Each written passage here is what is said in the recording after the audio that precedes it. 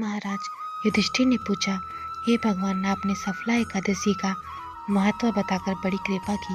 अब कृपा करके यह बताइए कि पौष शुक्ल एकादशी का क्या नाम है और इसकी विधि क्या है और उसमें कौन से देवता का पूजन किया जाता है। भक्त वात्सल्य भगवान श्री कृष्ण बोले, हे राजन, इस एकादशी का नाम पुत्रदा एकादशी है। इसमें भी नारायण भगवान की पूजा की जाती है। इस जड़ और अचर संसार में पुत्रदा एकादशी के व्रत के समान दूसरा कोई व्रत नहीं है। इसके पुण्य से मनुष्य तपस्वी, विद्वान और लक्ष्मीवान होता है। इसकी मैं एक कथा कहता हूँ, सो तुम ध्यान से सुनो। भद्रावती नामक नगरी में सुकेतुमान नाम का एक राजा राज्य करता था। उसकी कोई संतान नहीं थी। उसकी स्त्री का नाम सव्या था। वह निपुत्री होने के कारण सदैव चिंतित रहा करती थी।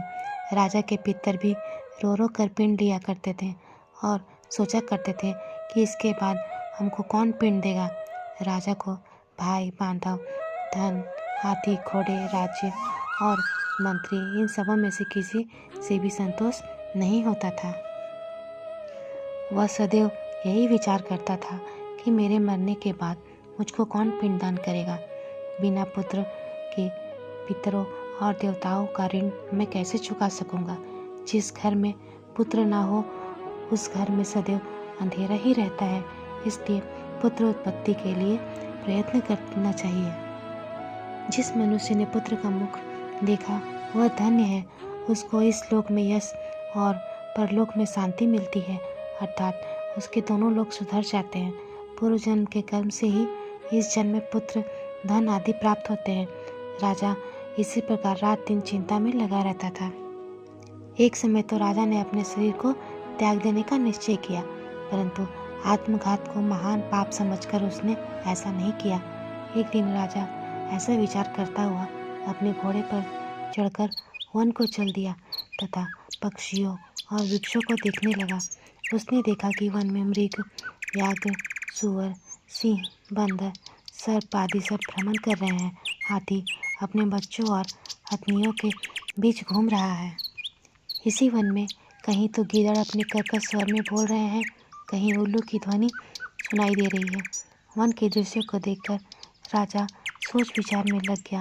इसी प्रकार आधा दिन बीत गया। वह सोचने लगा कि मैंने कई यज्ञ किए, ब्राह्मणों को स्वादिष्ट भोजन से तृप्त किया, फिर भी मुझको दुख प्राप्त हुआ, क्यों? राजा प्यास के मारे अत्यंत दुखी हो गया और पानी की तलाश में इधर उधर फिरने लगा। थोड़ी दूरी पर राजा ने एक सरोवर देखा। उस सरोवर में कमल खिले थे तथा सारस, हंस, मगरमच्छ आदि विहार कर रहे थे। उस सरोवर के चारों तरफ मुनियों के आश्रम बने हुए थे। उसी समय राजा के दाहिने अंग फड़कने लगे। राजा शुभ शकुन समझकर घोड़े से उतरकर मुनियों को दंडवत प्रणाम करने बैठ गए। राजा को देखकर मुनियों ने कहा, हे राजन, हम तुमसे अत्यंत प्रसन्न हैं। तुम्हारी क्या इच्छा है, सो कहो। राजा ने कहा, महाराज, आप कौन हैं और किस लिए यहाँ आए हैं, कृपा करके बताइए। मुनि कहने लगे कि हे राजन, आज संतान देने वाली पुत्रदा एकादशी है। हम लोग विश्वदेव हैं और इस सरोवर में स्नान करने के लिए आए हैं। यह सुनकर राजा कहने लगा कि महाराज, मेरे भी कोई संतान नहीं है। यदि आप मुझ पर प्रसन्न हैं तो एक पुत्र का वरदान दीजिए। मुनि बोले, हे राजन, आज पुत्रदा एकादशी है। आप अवश्य ही इसका व्रत करें। भगवान की कृपा से अवश्य ही आपको पुत्र की प्राप्ति होगी। मुनि के वचनों को सुनकर राजा ने उसी दिन एकादशी का व्रत किया और द्वादशी को उसका पारण किया। इसके पश्चात मुनियों को प्रणाम करके महल में वापस आ गया।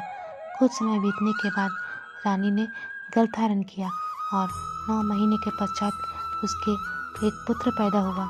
वह राजकुमार अत्यंत शूरवीर, यशस्वी और प्रजापालक हुआ।